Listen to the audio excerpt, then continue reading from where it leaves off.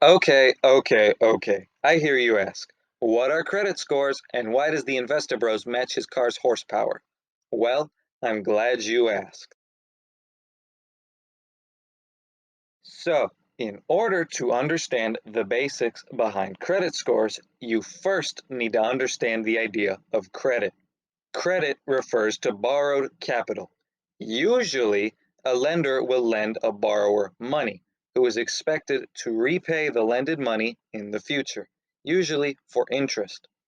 However, this involves some risk, as the lender must be assured that the borrower will repay their loan.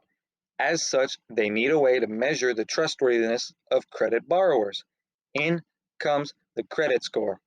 The credit score is a highly reliable way to measure the ability to repay a loan. A high credit score will result in a higher likelihood to receive good loans, while a bad score is less likely to receive said loans.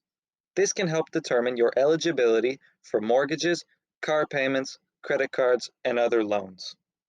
So, you want mortgages? Good. You need to get a good credit score. How? Well, the credit score is calculated into five categories: payment history, amounts owed, length of credit history, new credit, and credit mix. Each of these are used to determine your trustworthiness. However, these are all not calculated equally.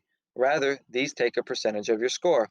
For example, payment history is 35%, amounts owed is 30%, length of credit history is 15%, credit mixes are 10%, and new credit open is 10%. Before we continue, please do me a favor and like and subscribe. It helps the channel and it helps to spread information about finances without any of the shady advice. And comment a question. I'll read them for a while. I'm not giving out advice in the comments. But what do these mean? Well, payment history and amounts owed are obvious. If you have a lot of missed payments, well, there's not much to assure that you will pay back. Additionally, if you have a large amount owed, banks worry that you run the risk of defaulting on your loans and are thus more hesitant to lend you money.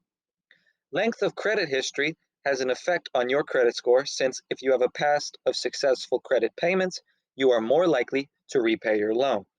Credit mix is how your already existing loans interact with each other. For example, your score reflects much more positively on you paying off a car payment and a credit card than just a credit card, depending on the other factors listed above. The last one is new credit lines. Since you are opening a new credit line, banks are more unsure as to your credit trustworthiness, since you do not have a long history on it. Additionally, according to the Fico website, research shows that opening several new credit lines in a short period of time have a higher risk of repayment, which lowers your credit score. So, how do you really raise your credit score?